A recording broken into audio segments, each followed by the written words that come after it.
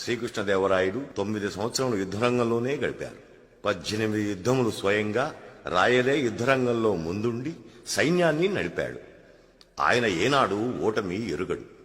విజయనగర మహాసామ్రాజ్య పతనానంతరం వీరబలిజలు వారి బంధువర్గం వారైన మధుర, తంజావూరు, శ్రీలంక, చెంజి, చంద్రగిరి రాజుల వద్ద, తరువాత నైజాం నవాబుల వద్ద, తరువాత ఫ్రెంచి వారి వద్ద సైనికాధికారులుగా పనిచేశారు.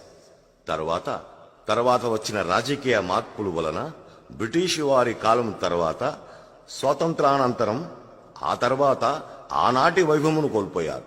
ఈనాడు ఆనిగొంది సంస్థానాధీశులుగా ఉన్న ఆరవీటి వారు శ్రీకృష్ణదేవరాయలు పినతండ్రి దళవాయి తిమ్మానాయకుని సంతతివారు. ఆరవీటి వారికి సంతానం లేని కారణంగా వారి సమీప బంధువులైన దళవాయి వారిని దత్తత తీసుకోగా ఆరవీటి వారయ్యారు. కడప జిల్లాలో ప్రఖ్యాతిగాంచిన అన్నయ్య గారి వంశీయులు పూర్వం పెనుగొండ పాలక వర్గానికి చెందినవారు. వీరి పూర్వీకుడు శ్రీకృష్ణదేవరాయలు. వారి వరుసకు అన్నయ్య అవడంతో ఇతనిని రాయలవారు అన్నయ్య గారని గౌరవంగా పిలిచేవారు. అప్పటి నుండి వీరి వంశీయులు అన్నయ్య గారి వంశీయులని విజయనగర సంస్థానమున ప్రసిద్ధులైనారు. ఈ వంశంలో ఎందరో ప్రసిద్ధులు వీరబలిజ క్షత్రియులుగా ప్రసిద్ధి చెందారు.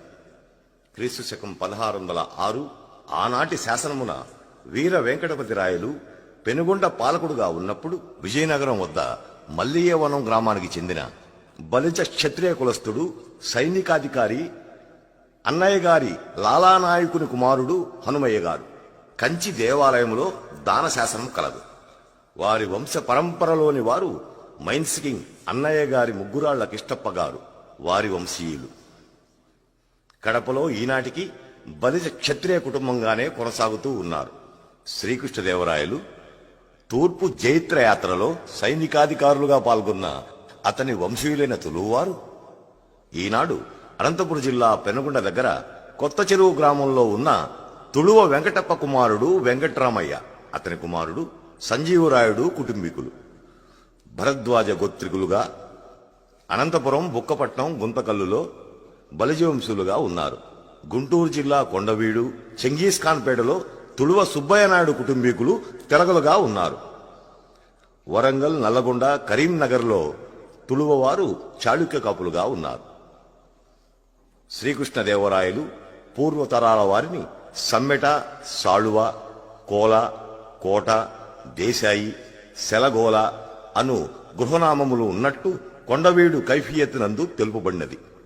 ఈనాటి సమ్మెట అనువారు కశ్యప గోత్రీయులుగా, వరలక్ష్మి గోత్రీయులుగా ఉన్నారు.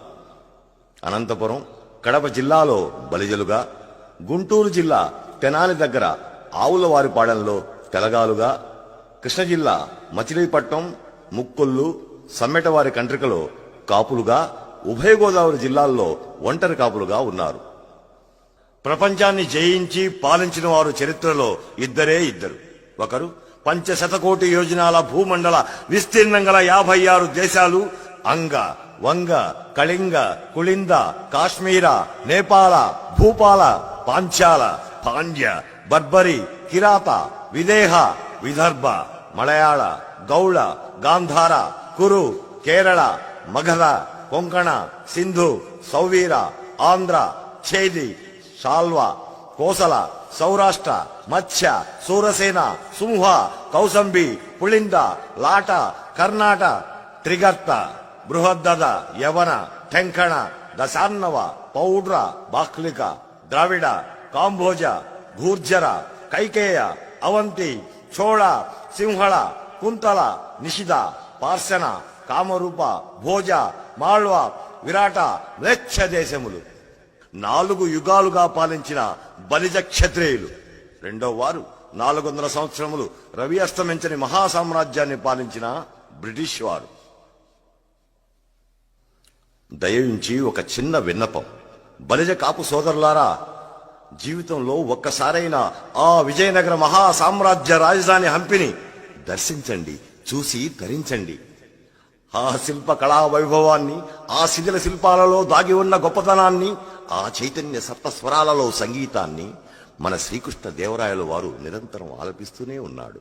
ఆ ఆలాపనలో మనల్ని పిలుస్తూనే ఉన్నాడు. పదండి, హంపి విజయనగర రాజధాని కదలండి. కొసమెరుపుగా తులువ శ్రీకృష్ణదేవరాయలు తూర్పు జైత్రయాత్రలో భాగంగా కొండపల్లిని జయించుటకు వెడుతూ కృష్ణానది ఒడ్డున ఈనాటి నవ్యాంధ్ర రాజధాని తుళ్లూరు గ్రామంలో సైన్యంతో విడిచేశారు. కృష్ణానది ప్రవాహం తగ్గేంత వరకు అక్కడే ఉండి నదిని దాటి వెళ్లారు. ఆయన సైన్యము విడిది చేసిన గ్రామమునకు తుళువూరు కాలక్రమంలో తుళ్లూరుగా పిలువబడింది. సర్వే జనో సుఖినో భవంతు.